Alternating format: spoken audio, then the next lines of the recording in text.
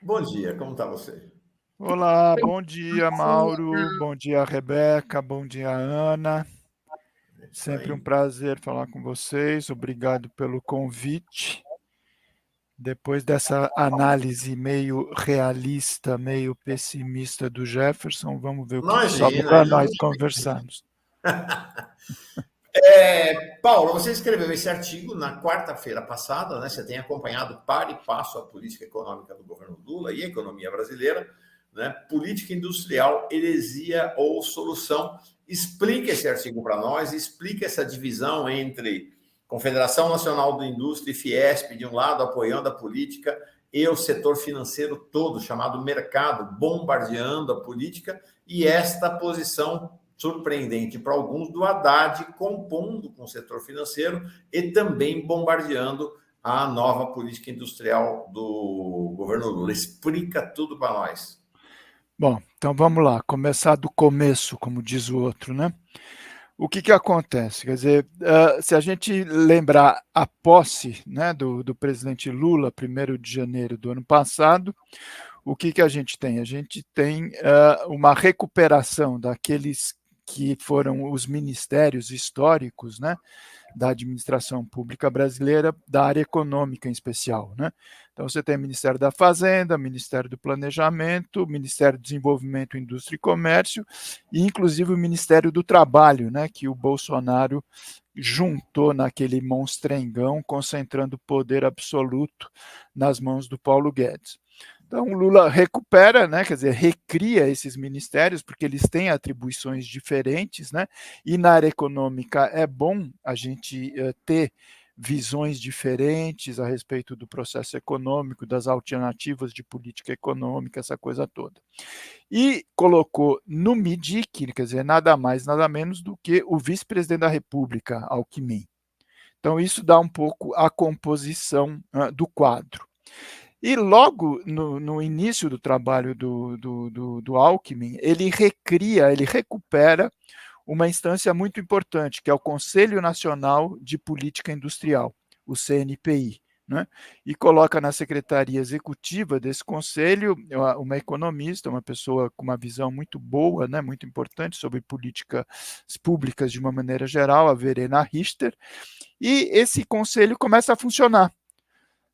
Por quê? Porque até pouco tempo atrás, quer dizer, política industrial era junto colocada naquele, né, que eu chamava do Index Terminorum Prohibitorum, né, para lembrar o negócio da Igreja Católica na época da Inquisição, são algumas expressões que o neoliberalismo colocava como proibido, como palavrão, como impossibilidade.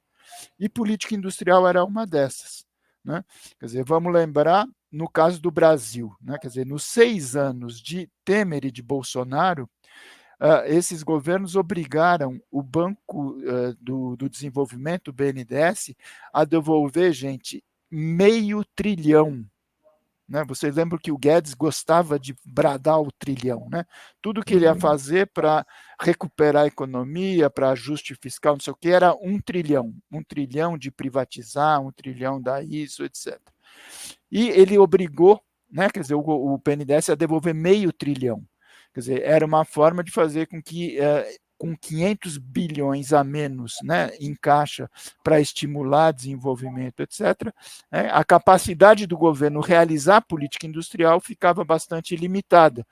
E o discurso desse pessoal era o seguinte: não, o sistema financeiro se encarrega disso, o mercado se encarrega disso. E vinha toda aquela sequência da crise na Petrobras, na crise no próprio BNDES, inventaram aquela coisa da caixa preta do BNDES, que não sei o quê, não encontraram nada, né? Mas ficaram naquele discurso crítico, né? Que tudo que lembra Estado é visto como um elemento negativo. Fecha a cortina, voltamos para o momento de hoje. Esse artigo, o que é? Quer dizer, é uma reflexão que eu escrevi, política industrial, heresia ou solução, justamente porque houve um segundo momento, né, da política industrial desde o início do governo Lula, na semana passada, em que foi lançado um novo programa chamado Nova Indústria Brasil. Vamos lembrar, a primeira manifestação foi em julho, a gente teve em julho, é importante lembrar, toda uma pompa também, o Lula foi, todos os ministros, etc., foi lançado pela primeira vez, né, pelo Conselho Nacional de Política Industrial, a ideia de recuperar setores estratégicos, de constituir fundos de financiamento de longo prazo para setores prioritários, etc., mas aparentemente de julho até a semana passada, muito pouco foi feito.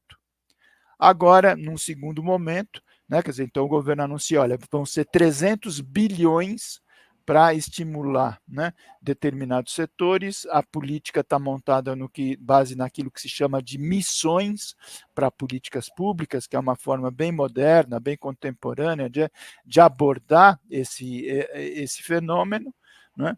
E vamos ver, quer dizer, a ideia é que o BNDES concentrando, né, os mecanismos para empréstimo, para financiamento, ele vai ficar com 80% desses 300 bi, né? Uma outra parte vai para a FINEP, que é uma empresa pública de financiamento, né, de estudos e projetos ligados ao MCT, e uma outra parte para a Embrapi, que é uma empresa pública também voltada para a política industrial e para a inovação.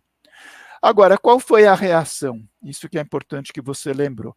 Quer dizer, os setores ligados ao sistema financeiro, ao financismo de uma forma ampla, né, repercutido inclusive pelos grandes, entre aspas, especialistas do mercado financeiro e aqueles que dão voz nos grandes meios de comunicação, caíram de pau na medida.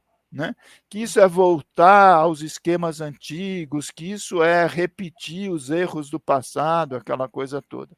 Se esquecendo que qualquer país capitalista no mundo, quer dizer, a começar pelos Estados Unidos, os países europeus, o Japão, o Canadá, todos eles, quer dizer, conseguiram avançar historicamente, quer dizer, nos seus processos de crescimento e de desenvolvimento, com apoio do Estado justamente para desenvolver áreas estratégicas.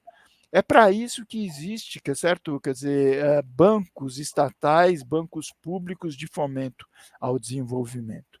A gente chegou a um absurdo, a um sujeito que se diz hoje, o presidente de uma grande empresa, um grande conglomerado na área da celulose, né, a companhia Suzano, né, metendo o pau na medida, e no momento seguinte ele foi calado, porque aparentemente ele não sabia, né? Quer dizer, que a empresa da qual hoje ele é presidente só existe porque no passado, né, ela recebeu, não quando ele era presidente, quando a família Pfeffer, né, era a dona, tá certo, da empresa, e conseguiu dar grandes saltos porque era um dos projetos financiados pelo BNDES. Enfim, então a gente continua, quer dizer, repetindo, né, quer dizer, os mesmos problemas do ponto de vista de estabelecer o que é prioridade ou não na política pública, e o que me preocupa é justamente o que você apontou, Mauro, a simbologia do evento e de como a política está sendo articulada. Quer dizer, era um evento que estava Lula, presidente da República, Alckmin, vice-presidente, a grande maioria dos ministérios, o presidente do BNDES, Aloysio Mercadante. Quem era a grande falta? Fernando Haddad. O ministro da Fazenda não foi nesse evento. Quando eu levantei isso, à época me disseram, não, mas você está jogando pesado, ele tinha outro compromisso, ele não podia ir, etc. Tudo bem, vamos, né, conceder essa dúvida. O que aconteceu? Não, logo na sequência a gente percebeu, ele se alinhou politicamente, quer dizer, a todo mundo que estava criticando e dizendo que ele não sabia de nada, que o programa não é muito bom, que não sei o quê, que parará. Então, eu acho que a gente está, de novo, frente a um dilema, tá certo? Quer dizer, a gente só vai conseguir sair desse risco de estagnação econômica que está se apresentando para 2024, se o presidente Lula, na verdade, quer dizer, comandar a liberação do seu governo e do país da amarra fiscal, porque é uma contradição, quer dizer, a gente tem essa orientação para financiar o desenvolvimento, recorrer a esses 300 bilhões para áreas estratégicas prioritárias, mas, por outro lado, tem o quê? O novo arcabouço fiscal e essa meta zero, que significa cortar, cortar, cortar, comprimir, comprimir, comprimir, despesa pública e investimento público. Tá certo? Quer dizer, então, em algum momento, quer dizer, essa esquizofrenia que acomete o governo, ela vai ter que ser resolvida, tá certo?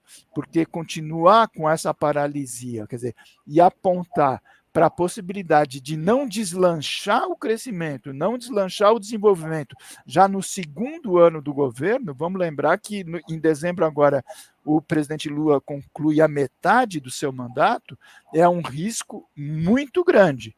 Se a gente condimentar com a crise política e as perspectivas complicadas que o Jefferson apresentou para a gente há pouco, né, o caldo fica complicado realmente, tá certo?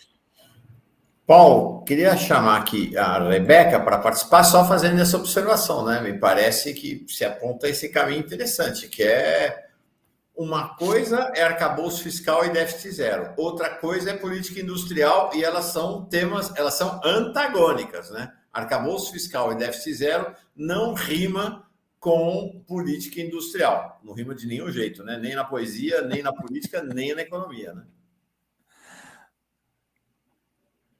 Rebeca. Oi, eu achei que o Clias ia comentar. Tem dois comentários aqui da nossa audiência, Clias, para você. O primeiro do Fernandão, mas acho que você respondeu já na sua pergunta. Ele diz: essa gritaria do mercado contra a política industrial não é medo da concorrência do BNDES? E o Ronaldo Brito, ele questiona aqui também, professor, não seria muito pouco? A União Europeia, os Estados Unidos e outros países investiram na casa dos bilhões de dólares ou euros. Nosso programa não chega em 50 milhões de euros. Ele questiona e pondera aqui ao mesmo tempo. Obrigado, Rebeca, e colegas e amigos que colocaram as questões. Exatamente, isso é fundamental. Por isso que eu comecei a minha fala lembrando essa coisa da obrigação, né, que o Temer e o Bolsonaro fizeram do BNDES devolver 500 bilhão, tá certo, aos cofres do Tesouro, quando o movimento tinha que ser inverso, que é o que foi feito na época do Lula e da Dilma, que é o Tesouro aportar recursos, é para isso que existe, para capitalizar o BNDES, o Banco do Brasil, a Caixa Econômica, etc., para eles terem recurso para emprestar, por exemplo, para financiamento do longo prazo, para setores estratégicos, prioritários, etc. Então, o que acontece? Quer dizer, tem esse lado do receio da concorrência do BNDES, é óbvio, né? Quer dizer, a banca privada morre de medo de ter um recurso, quer dizer, chegando a quem precisa na ponta, que não passe pelo balcão, né, do oligopólio privado, tá certo? Isso é uma questão concreta. E a segunda é que o recurso é efetivamente pouco, tá certo? Quer dizer, esses 300 bilhões comparado com nada, parece muito, é óbvio, né? Quer dizer, então, se a gente compara com a ausência completa e absoluta de política industrial, a medida é bem-vinda. Agora, se você pensa do ponto de vista das necessidades do país, aí o nosso amigo tem toda a razão, quer dizer, as necessidades seriam muito mais elevadas do que esses 300 bilhões. E vamos lembrar que ao longo já desse primeiro ano, a gente já tinha, quer dizer, aquela reunião que eu falei de julho, né? Ali foi decidido que 104 bilhões deveriam já ser emprestados pelos órgãos públicos. Nada foi emprestado.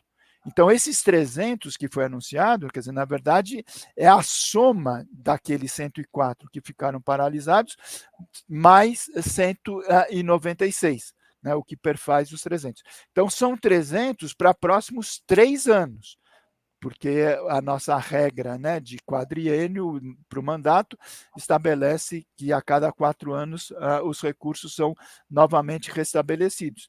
Mas, se a gente está pensando, quer dizer, em reconstruir a estrutura produtiva, né, quer dizer, vamos lembrar que a política industrial está sendo chamada agora de neoindustrialização.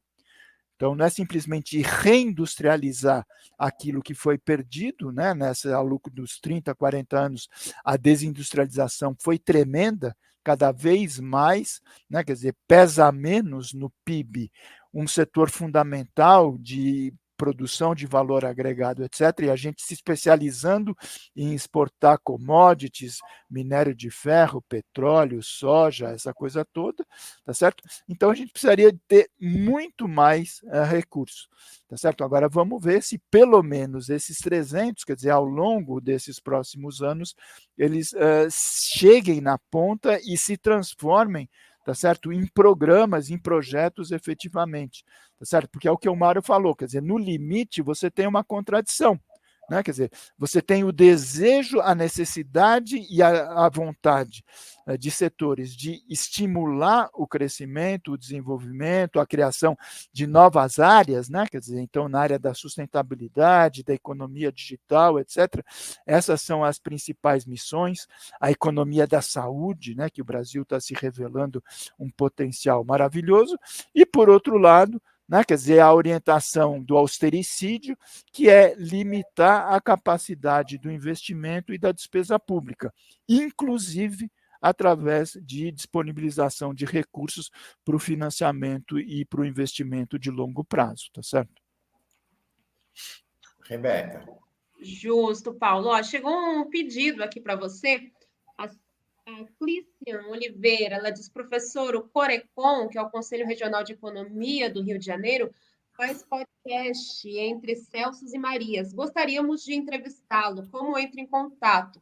E aqui eu vou colocar, Clícia, um contato da Fórum. E aí você pode mandar um e-mail para a gente faz essa ponte, né, amor? Tá ótimo, obrigado para a Clícia, obrigado por vocês pelo contato. Eu já fiz algumas apresentações, lives, né, como a gente chama, com a galera dos economistas do Rio de Janeiro, com o Corecon, com o sindicato, enfim, na hora que eles quiserem, vai ser um grande prazer, né? Eu acho que quando eles falam essa brincadeira Celsos e Marias, né, deve ser o Celso Furtado, né, e a Maria Conceição Tavares, provavelmente, né, quer dizer, que são referências fundamentais justamente para a gente entrar na contraposição dessa hegemonia, né, do monetarismo, do liberalismo, que é exatamente o oposto das necessidades do desenvolvimento, tá certo? Paulo Clias. Eu lembro que lá atrás, começo, a partir de março, quando a gente adotou aqui no Fórum Café uma política de escuta de outros economistas, e eu assumi uma posição crítica em relação ao Bolsonaro, identificando que a política dele tinha claros traços neoliberais, né, em relação ao Fernando Haddad, né, a política do Haddad. O que tinha de gente no chat aqui que me xingava, que dizia que eu era bolsonarista, que eu não entendia nada de economia, que era um absurdo. Teve gente até que disse, vou parar de assistir o Fórum Café com essa coisa, ficar jogando contra e tal. Me parece que menos de um ano depois, é isso, né? O Haddad está junto com os banqueiros desse país torpedeando um programa de política industrial. Ele está exatamente nesse lugar. E está patrocinando um dos maiores programas de arroxo do Estado brasileiro da história. O déficit zero é um programa de estrangulamento do Estado brasileiro. Então, nada como um dia atrás do outro, nada como um dia atrás do outro.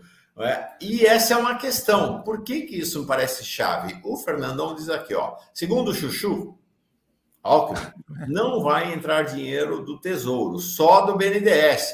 Isso é uma coisa do Alckmin para tentar acalmar o mercado. Não, calma lá, não vai ter dinheiro do Tesouro. E aí o Fernandão diz assim, nada a ver com arcabouço ou déficit zero. Arcabouço é uma palavra feia, não é? Mas, Fernandão, acho que é exatamente o contrário. Não vai viabilizar esse programa exatamente por causa do arcabouço, né, Clias? E porque, de fato, vai se demonstrando cada vez mais que é uma política de traços neoliberais, a política econômica do governo Lula e do Haddad, né? Não, com certeza, Mauro. Tem algumas coisas das quais eu não fico muito feliz de dizer, ó, tá vendo como eu avisei, como eu tinha razão, etc, né?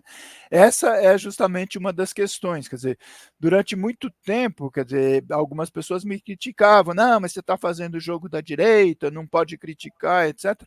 Mas o fato concreto é que eu justamente estava dando resposta para uma demanda do presidente Lula, todo mundo se lembra. O Lula, né, passou muito tempo no governo federal, foi presidente por 2 mandatos, tem toda uma experiência política, ficou assistindo de alguma maneira de fora do governo, mas participando de forma indireta do governo da Dilma, e ele sabe o quão importante é, do ponto de vista das assessorias, você ter gente que fale exatamente o que pensa, não tenha medo de dizer o que está errado, e, por outro lado, que ele tenha sempre a possibilidade de ver visões diferentes a respeito de um fenômeno. Não existe uma única resposta, não é que nem construir uma ponte, não é que você tem um manual, um protocolo, tanto de cimento, tanto de armação de ferro, tanto... Não é assim que se faz. Economia tem um elemento da política econômica e da economia política. E para todo o momento, para cada questão, você tem alternativas, tá certo? Quer dizer, no caso concreto, quer dizer, quando o Fernando Haddad resolve assumir, quer dizer, a postura, a proposta, o paradigma do sistema financeiro e, portanto, de uma política mais orientada, mais amiga, mais simpática aos preceitos do neoliberalismo, quer dizer, o presidente precisa saber, e ele sabe, que existem alternativas. Tanto que ele mesmo, em momento, chegou a dar um puxão de orelha no Haddad, quer dizer, na época do reajuste do salário mínimo do ano passado, foi assim. Quando apareceu pela primeira vez essa ideia do déficit zero para 2024, o Lula falou, olha, eu acho que vai ser difícil, mas depois ele resolveu recuar, né, e deixar a coisa seguir. Agora ele vai ter que mudar, né, quer dizer, janeiro, fevereiro já estamos entrando, março, vai ter o primeiro relatório, tá certo, da área do Tesouro com relação à política fiscal, e vai ficar claro que não vai dar para cumprir o déficit zero. Então, a gente vai ter que apresentar para o Congresso, quer dizer, um pedido de revisão disso, tá certo? Mas fica sempre aquela pressão do sistema financeiro, tá certo? Quer dizer, que é um pouco a resposta que o Alckmin deu. Quer dizer, ele diz, não se preocupem que não vai ter sobrecarga sobre o Tesouro, não vai ser afetado. É verdade por um lado, porque o BNDES ainda tem esses 300 bi para emprestar. Agora, o problema não é esse. O problema é que você precisa, primeiro, mais recurso para que esse projeto possa caminhar de alguma maneira com as suas próprias pernas, né? Quer dizer, não basta só esse ano 24 mais 25, 26, tem que pensar lá na frente. E segundo, é que a nova indústria Brasil sozinha não funciona.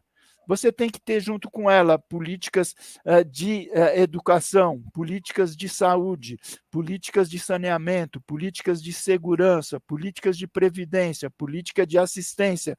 Já cansei, tá vendo? Quer dizer, e esse conjunto de medidas não vão ser atendidas caso continue valendo a lógica austericida da austeridade fiscal, tá certo? Que está no arcabouço fiscal, e principalmente a lógica desse ano, que é a lógica do déficit zero, tá certo? De promover um equilíbrio das despesas primárias, vamos sempre lembrar do adjetivinho malandro, primárias entre receitas e despesas, porque as despesas não primárias, aquelas financeiras para o pagamento da dívida pública, essas continuam crescendo do jeito que quiser.